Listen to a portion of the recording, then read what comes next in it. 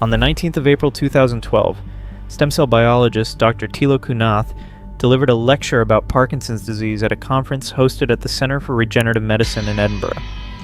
The audience was filled with medical professionals and researchers who had spent years studying this neurological condition.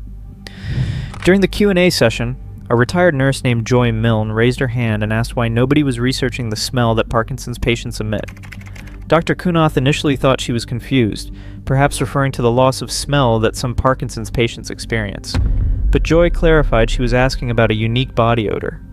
No medical textbook had ever mentioned that Parkinson's disease had a smell, because as far as science knew, it did not. The room went quiet. Dr. Kunath, who had spent his career studying Parkinson's at the cellular level, had never encountered this claim. According to his own account, his first response was dismissive. He said, "No, I never heard of that.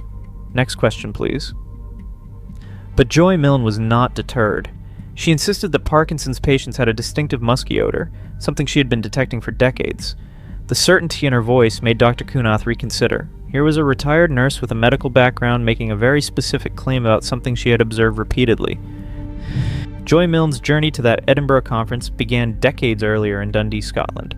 She met Les Milne when they were both 16, students at Harris Academy. Les was 6 months older and a year ahead in school. When Joy was planning to leave Dundee for university, Les told her he could not manage his medical studies at Dundee University without her. She made the decision to stay, giving up her university place to train as a nurse at Maryfield Hospital instead. They married in 1973, just as Les graduated from Dundee University as a newly qualified doctor. Les Milne's career trajectory was impressive.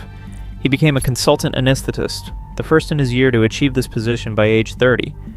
Joy worked as a registered nurse and later as a lecturer.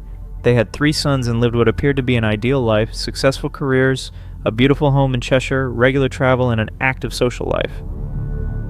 But when Les was 33, Joy noticed something had changed. Not in his behavior or health, but in his smell. She described it as a musky, greasy odor, quite different from his normal scent. Initially, she thought it was a hygiene issue. She confronted him about not showering properly, which caused tension between them. Les insisted his hygiene habits had not changed. The smell persisted and actually grew stronger over the years. Joy eventually stopped mentioning it, recognizing that whatever was causing the odor was not something Les could control. 12 years passed. During this time, Les developed other symptoms that seemed unconnected. He experienced mood swings and depression. He became more introverted. These changes put strain on their marriage, with Joy not understanding why her husband's personality was shifting. Then, around 4 years before his diagnosis, Les's right hand began to tremble. He initially tried to hide it by keeping his hand in his pocket, but colleagues noticed and some thought he was drinking too much. When Joy noticed the tremor, her first thought was that he had a brain tumor. In 1994, the day before his 45th birthday, Les received his diagnosis, Parkinson's disease. The consultant delivered the news after conducting various tests. Joy later recalled being surprised by the diagnosis. She and Les had both expected to hear he had a brain tumor. The Parkinson's diagnosis meant they were facing a progressive neurological condition with no cure. At the time of Les's diagnosis, Joy assumed the unusual smell she had been detecting for 12 years was simply one of the known symptoms of Parkinson's, something the medical community was aware of, but perhaps did not discuss much. This assumption would persist for years. Les's condition progressed as expected with Parkinson's. By the time he was 50, the tremors and poor concentration made it impossible for him to continue working as an anesthetist. He was forced to retire from medicine entirely. The couple's social life changed dramatically. Les could no longer participate in dinner party conversations about sailing holidays or golf. The physical limitations meant travel became too difficult. They felt increasingly isolated from their social circle in Cheshire. In 2005, they made the decision to move back to Perth in Scotland, returning to their roots. It was after this move that Joy made her groundbreaking discovery. She and Les attended a Parkinson's UK support group meeting. The moment Joy walked into the room, she was overwhelmed by a familiar smell, the same musky odor she had detected on Les for over 2 decades.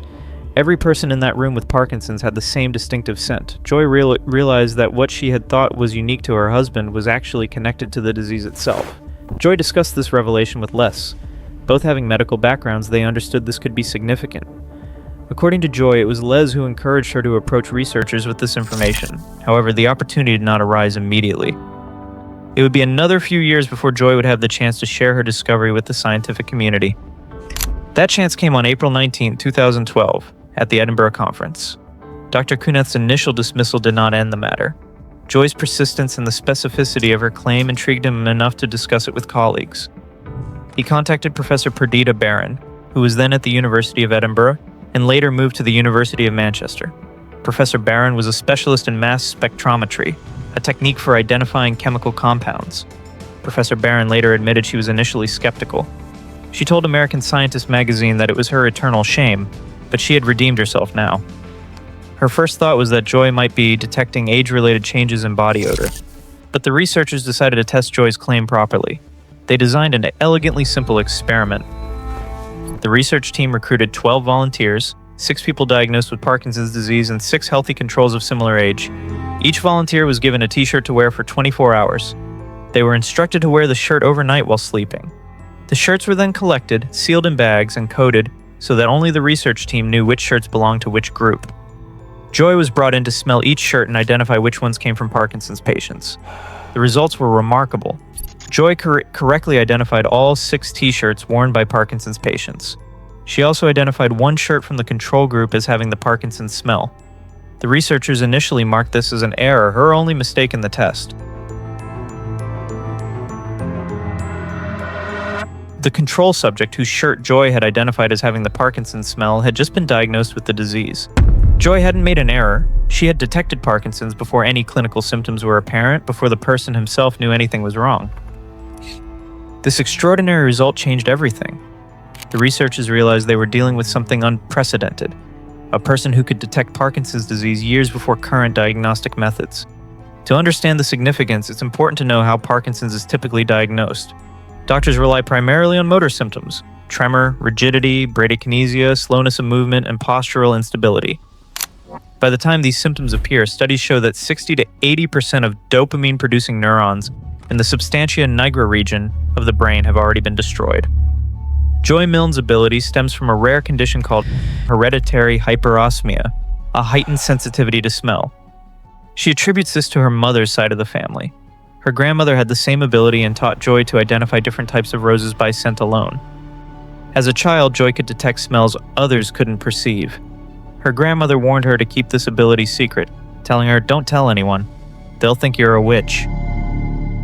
Throughout her nursing career, Joy noticed that ill people often had distinct odors depending on their condition. She could detect when someone was developing an infection before symptoms appeared. She could smell hormonal changes. But she had assumed everyone had some degree of this ability. It wasn't until the Parkinson's discovery that she realized how unusual her sense of smell truly was. Professor Barran's team began the complex work of identifying exactly what Joy was smelling. They focused on sebum, the oily substance produced by sebaceous glands in the skin. Parkinson's patients are known to produce excess sebum, with 50 to 60% experiencing seborrheic dermatitis, a condition causing red, scaly skin. The connection between Parkinson's and skin changes had been noted as far back as 1927, but nobody had connected this to a detectable odor. The researchers collected sebum samples from volunteers using cotton swabs, focusing on the upper back where sebaceous glands are numerous and where Joy said the smell was strongest. They used mass spectrometry to analyze these samples, looking for chemical differences between Parkinson's patients and healthy controls. The process was painstaking, involving sophisticated equipment that could identify individual molecules by their mass. In March 2019, the team published their findings in the journal ACS Central Science. They had identified specific volatile organic compounds that were altered in Parkinson's patients. 3 compounds, icosane, hippuric acid, and octadecanol, were found at elevated levels in Parkinson's patients. A 4th compound, perylic aldehyde, was present at lower levels than in healthy controls. These 4 molecules created the distinctive odor profile that Joy could detect. The discovery had profound implications. These chemical changes appeared to occur years before motor symptoms developed, suggesting that Parkinson's might manifest in the skin long before it becomes apparent in the brain. This challenged conventional understanding of the disease's progression. Some researchers began theorizing that Parkinson's might not start in the brain at all. Parkinson's could begin in peripheral tissues like the skin or gut, eventually spreading to the central nervous system. Joy's husband Les lived with Parkinson's for 20 years after his diagnosis. The disease progressively robbed him of his abilities. From his 50s onwards, he became increasingly dependent on a walking frame. Travel became impossible. He could no longer engage in conversations about the activities he had once loved. Joy watched her brilliant, athletic husband, who had swum and played water polo for Scotland in his youth, become what she described as a shell of his former self. Milne died in June 2015 at age 65. Before his death, Joy made him a promise. She would continue working with researchers to develop a diagnostic test for Parkinson's. She wanted to ensure other families would not have to go through what they experienced, years of uncertainty, misunderstood symptoms, and delayed diagnosis that meant treatment started only after significant neurological damage had occurred. Following the initial T-shirt study, research accelerated. The team at Manchester University, led by Professor Barran, expanded their work. They recruited participants from 25 study sites across the United Kingdom.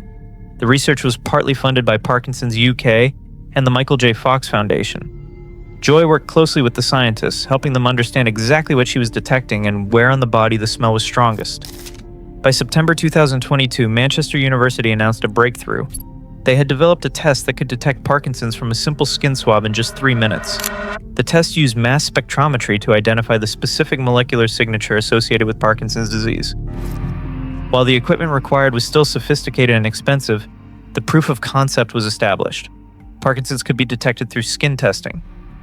The scientific validation continued. In 2024, a landmark study was published in the Journal of the American Medical Association. The research, sponsored by the National Institutes of Health, involved 428 participants across 30 sites. The study tested a skin biopsy method for detecting phosphorylated alpha-synuclein, the misfolded protein that characterizes Parkinson's and related conditions. The results were impressive. The test correctly identified 93% of people with Parkinson's disease. It was even more accurate for related conditions, identifying 98% of those with multiple system atrophy, 96% with dementia with Lewy bodies, and 100% with pure autonomic failure. Only 3% of healthy controls tested positive, demonstrating high specificity. C&D Life Sciences commercialized this technology as the SYN1 test. The company reported that their test showed greater than 95% sensitivity and specificity based on multiple studies. The National Institutes of Health recognized the SYN1 test as one of its top promising medical findings for 2024. The test became available clinically, with C&D Life Sciences becoming a Medicare and TRICARE participating provider in the United States. Joy's ability has inspired research beyond just Parkinson's disease. She has reported detecting distinct odors for other conditions including Alzheimer's disease, cancer, and tuberculosis. Each disease appears to have its own olfactory fingerprint. Researchers worldwide have begun investigating whether these disease-specific odors can be detected and used for diagnosis. This has led to the development of electronic noses, devices that use arrays of sensors to detect volatile organic compounds. Researchers in China published papers describing artificial intelligence-based sensors that could identify Parkinson's specific molecules in sebum. While not yet as sensitive as Joy's nose, these devices showed promise for widespread clinical use. The discovery also revived interest in using animals for disease detection. Dogs, with their superior sense of smell, are being trained to detect various diseases. Programs like PADs for Parkinson's in the Pacific Northwest and medical detection dogs in the United Kingdom have shown that dogs can be trained to identify the Parkinson's odor. These dogs are being used both for research and to confirm that laboratory-identified compounds are indeed what triggers disease detection. The implications extend beyond just diagnosis. Parkinson's can be detected 12 years before motor symptoms appear. The implications for care and research are profound. This opens a window for intervention that did not previously exist. Current Parkinson's treatments are most effective in early stages. With earlier detection, therapies could potentially slow or even halt disease progression before irreversible damage occurs. The economic impact could be substantial. Parkinson's disease affects over 10 million people worldwide, with numbers expected to double by 2040. In the United Kingdom alone, over 150,000 people live with the condition. The disease not only affects patients, it also places an enormous burden on families and healthcare systems. Earlier diagnosis could reduce these costs significantly by enabling more effective early intervention. Joy's discovery has also prompted scientists to reconsider historical medical observations. Ancient Greek and Chinese physicians wrote about disease-specific odors thousands of years ago. Hippocrates described the sweet smell of diabetes. Traditional Chinese medicine included smell as one of the diagnostic tools. These observations were largely dismissed as primitive or unreliable when modern medicine developed. Joy's ability suggests these ancient physicians might have been detecting real biochemical changes. The research has revealed surprising details about how diseases affect our body chemistry. The volatile organic compounds that Joy detects are metabolic byproducts, waste products from cellular processes. When disease alters metabolism, it changes these byproducts and creates new odor profiles. This means our bodies are constantly broadcasting information about our internal health through scent. We just needed someone with the ability to decode those signals. Joy continues her work from her home in Perth, Scotland. At 72, she regularly travels to conferences and research centers. She has helped researchers identify not only Parkinson's-related scent signals, but also the promise of scent-based diagnostics for other conditions. Joy detects not just the primary Parkinson's odor, but also related scents. For example, she has worked with scientists studying REM sleep behavior disorder, a condition where people act out their dreams. This disorder often precedes Parkinson's by several years. Joy can detect a distinct smell in these patients that is different from full Parkinson's, but related. What researchers describe as an intermediate metabolic signature. Professor Barran reflected on Joy's contribution. If Joy didn't exist, I don't think any of this would have happened, not just because of her nose, but because of her persistence in thinking her ability could help people. Dr. Kunath, who initially dismissed Joy's claim, now acknowledges the transformative impact of taking her seriously. The story shows how medical breakthroughs can come from unexpected sources when researchers are willing to investigate unusual claims. The diagnostic landscape for Parkinson's has been transformed. Previously, diagnosis relied entirely on clinical observation of symptoms, with error rates up to 30% even when conducted by experienced neurologists. Now, objective biomarker tests are becoming available. These tests can potentially identify Parkinson's before any symptoms appear, when intervention might be most effective. Other researchers have been inspired to investigate whether similar approaches could work for different diseases. If Parkinson's has a smell, what about other neurodegenerative conditions? What about psychiatric disorders? Cancer researchers have long known that some tumors produce volatile compounds. Could these be systematically cataloged and used for screening? Joy Milne's story raises profound questions about human perception and medical diagnosis. How many other people might have similar abilities without realizing it? Joy believes other caregivers might be detecting disease odors without understanding what they are smelling. She has worked with support groups to help identify others who might have noticed unusual odors on their loved ones. The research continues to evolve. Scientists are working to refine the tests, making them more accessible and affordable. The goal is to develop screening tools that could be used in routine medical checkups, potentially identifying Parkinson's and other diseases years before symptoms appear. This could fundamentally change how we approach neurodegenerative diseases, shifting from treatment of symptoms to prevention of disease progression. For Joy, this work is both a professional contribution and a personal mission. She often speaks about how different things might have been if she had understood what Les's changing smell meant. Those 12 years between noticing and diagnosis shaped how she cared for Les, and they continue to drive her determination to turn a simple observation into lasting medical change. When she first noticed the odor and his diagnosis represented a lost opportunity, a time when early intervention might have made a difference, she is determined that future families will not face the same situation. The story of Joy Milne demonstrates that scientific breakthroughs do not always come from laboratories or universities. Sometimes they come from careful observation by individuals with unique abilities. It took courage for Joy to stand up at that conference and challenge the scientific establishment. It took an open mind from researchers to investigate her claim. The result is a diagnostic revolution that may transform how we detect and treat not just Parkinson's, but potentially many other diseases. What do you think about this discovery? Could there be other hidden diagnostic abilities that we have overlooked? The story of Joy Milne suggests that paying attention to unusual observations, even when they challenge conventional wisdom, can lead to breakthrough discoveries. If you found this story as remarkable as I did, please subscribe for more content about unexpected scientific breakthroughs and medical mysteries. And if you know someone affected by Parkinson's, share this with them. The diagnostic tests developed from Joy's ability are now becoming available in clinical settings, offering real hope for earlier detection and better outcomes. Until next time, remember that sometimes the most extraordinary discoveries come from the most ordinary observations.